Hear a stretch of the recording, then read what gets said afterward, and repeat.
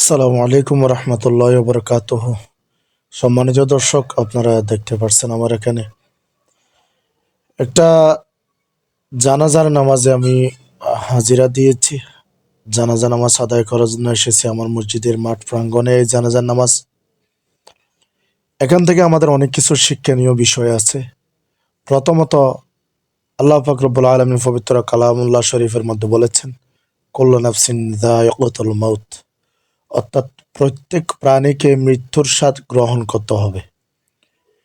এখানে প্রত্যেক বস্তু, আল্লাহ পাক রব্বুল আলামিন যত কিছু সৃষ্টি করেছেন সব কিছুকে মৃত্যুর স্বাদ গ্রহণ করতে হবে। একদিন একদিন এই দুনিয়ার মায়া ছেড়ে, পরিবার পরিজন সব কিছু ছেড়ে আপনাকে 3.5 হাত কবর নামক এই ঘরের মধ্যে আপনাকে অবস্থান করতে হবে। সেই জন্য আমি একটা কথা বলি, আসলে আজকে যে মানুষটা মারা গেছেন ইনি হচ্ছেন মরহুম মাওলানা আব্দুল খালেক রহমতুল্লাহ আলাইয়ের সুযোগ্য সন্তান হাফেজ মোহাম্মদ মুখতার উদ্দিন। আমার জানা মতে এই মানুষটা এরকম নম্র, একেবারে স্বভাবের মানুষ ছিলেন, যে মানুষটার থেকে আমি অনেক কিছু শিক্ষা পেয়েছি। সেটা হচ্ছে, যে যাই বলবে বলুক, যে যাই করবে করুক, যে যত কিছু করুক না কেন, সবসময় তুমি আল্লাহর উপর ভরসা রাখবে, আল্লাহর উপর আস্থা রাখবে, আল্লাহ উত্তম ফয়সালা দান করবেন। এখানে আমাকে সবসময় ইনি নিজের ছেলের মতো করে আমাকে বুঝ দিতেন, এবং আমি যদি কোনো কিছু বলি তাহলে সেটা আমাকে উনি বুঝাই দিতেন। উনি যখন উনি উনি চাকরি করতেন, ওনার জীবদ্দশায় 40 বছর যাবৎ উনি একটা মসজিদে ইমামতি করেছেন চট্টগ্রামে। উনি যখন মসজিদ থেকে বাসায় আসতেন, বাড়িতে আসতেন, তখন উনি আমার খোঁজ নিতেন এবং আমার সাথে দেখা করতেন, এবং আমাকে সবসময় যে কোনো আমার সুবিধা অসুবিধা সব কিছু বিষয় নিয়ে উনি তদারকি করতেন। উনি জিজ্ঞেস করতেন যে, তোমার কি কোনো সমস্যা আছে, তোমার কোনো অসুবিধা হচ্ছে, সেটা সেই বিষয়ে উনি আমাকে সবসময় প্রশ্ন করতেন।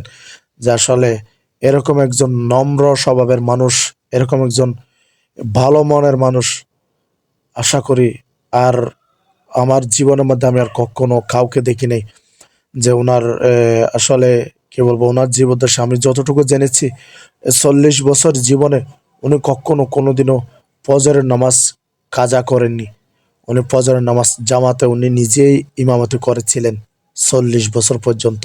উনি একজন কোরআনে হাফেজ। একটা প্রিয় দর্শক, একটা জিনিস চিন্তা করেন,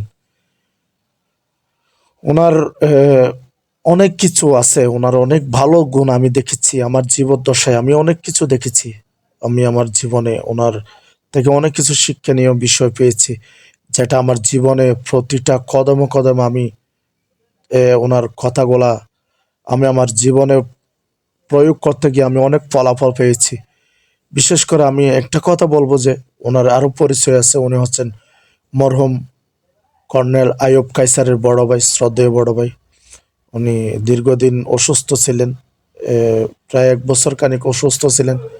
সেখান থেকে আজকে উনি সকাল 7টায় উনি মৃত্যুবরণ করেছেন। ইন্না লিল্লাহি ওয়া ইন্না ইলাইহি রাজিউন। আপনারা সবাই ওনার জন্য দোয়া করব। আল্লাহ পাক রব্বুল আলামিন যেন ওনার কবরকে বেহেশতের বাগান বানিয়ে দেন। এটা হচ্ছে ওনার কবর, এটা হচ্ছে কবরস্থান নিয়ে আসতেছে।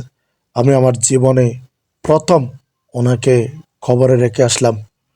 আল্লাহ পাক রব্বুল আলামিন এই মরহুমকে ওনার জান্নাতের আলা মাকান নসিব করুক এবং বেহেশতের মেহমান হিসাবে কবুল করুক। এই রমজান মাসে আসলে ওই মানুষটা ভাগ্যবান। সবাই দোয়া করবেন। আল্লাহ হাফেজ। আসসালামু আলাইকুম রহমতুল্লাহ।